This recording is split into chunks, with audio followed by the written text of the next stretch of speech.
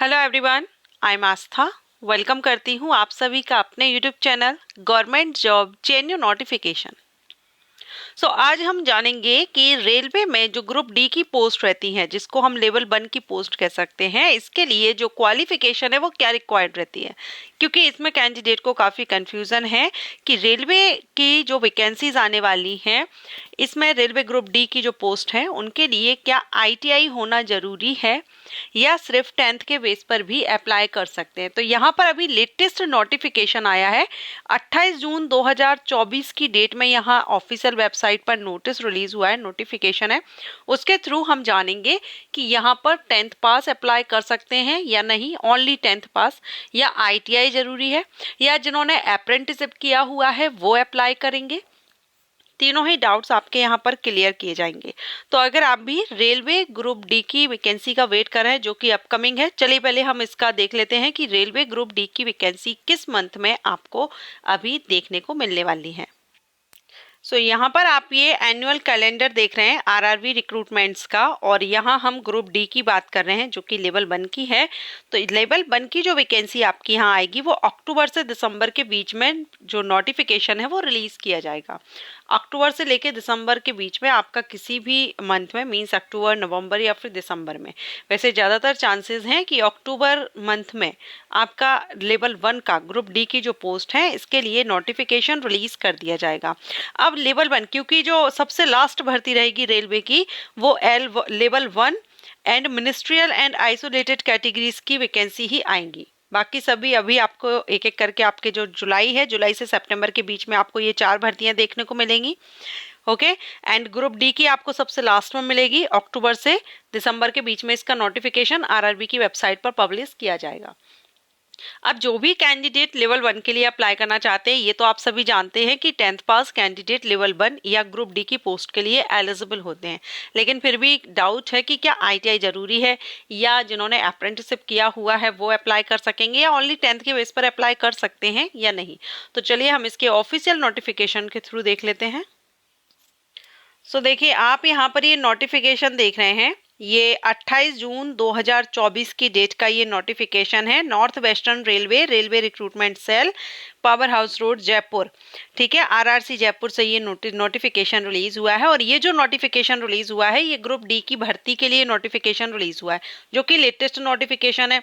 कल ही ये notification official site पर पब्लिश किया गया है।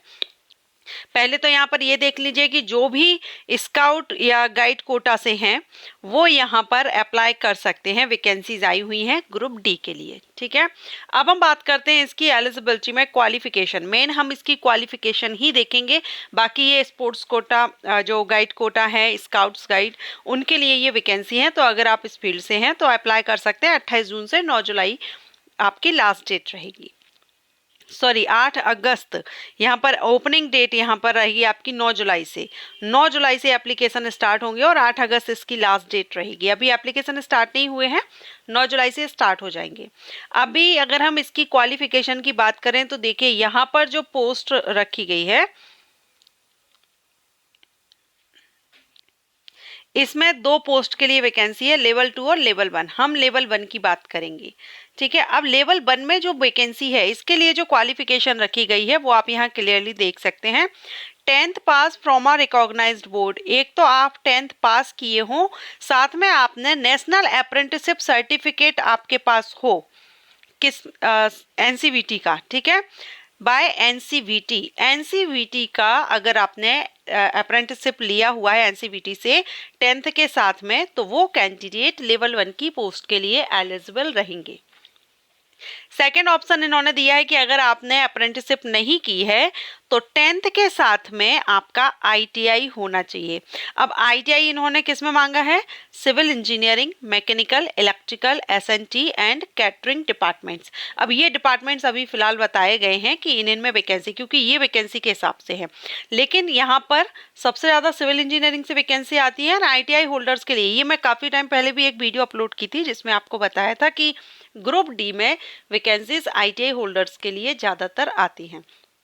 तो यहाँ या तो आपने 10th के साथ में अप्रेंटिसशिप हो एनसीवीटी से, या फिर आपने 10th के साथ आईटीआई किया हुआ हो, या आपने 10th पास हो या सिर्फ आप 10th पास हैं, या आप ITI पास आउट हैं, या आप इसके इक्विवेलेंट कोई भी कोर्स या किया हुआ है, तो भी आप यहाँ पर अप्लाई कर सकते हैं। लेकिन अदर डिपार्टमेंट्स में, ये civil engineering, mechanical, electrical, SNT and catering departments को छोड़ करके बाकी जो अदर डिपार्टमेंट्स रहेंगे उनमें आप 10th के बेस पर अप्लाई कर सकते हैं, या सिर्फ ITI के बेस पर अप्लाई कर सकते हैं। तो अगर एक हिसाब से देखें तो यहाँ पर 10th पास कैंडिडेट एलिजिबल है।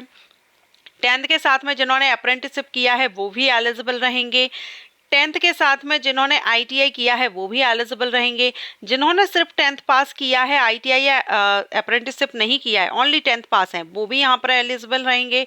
ये सिर्फ ITI के बेस पर भी आप यहाँ पर अप्लाई कर सकते हैं। लेकिन यहाँ पर ज़्यादातर जो वैकेंसीज हैं वो ITI होल्डर्स के लिए रहेंगी। ITI होल्डर्स या जिन्होंने अप्रेंटिसशिप की है उनके लिए यहाँ पर ज़्यादातर वैकेंसीज आएंगी। पहले भी मैंने वीडियो अपलोड किया था, उसमें आपको नोटिफिकेशन के थ्रू बताया था कि ग्रुप डी की जो वैकेंसीज आती हैं उनमें मैक्सिमम जो पोस्ट रहती हैं वो ITI होल्डर्स के लिए रहती हैं।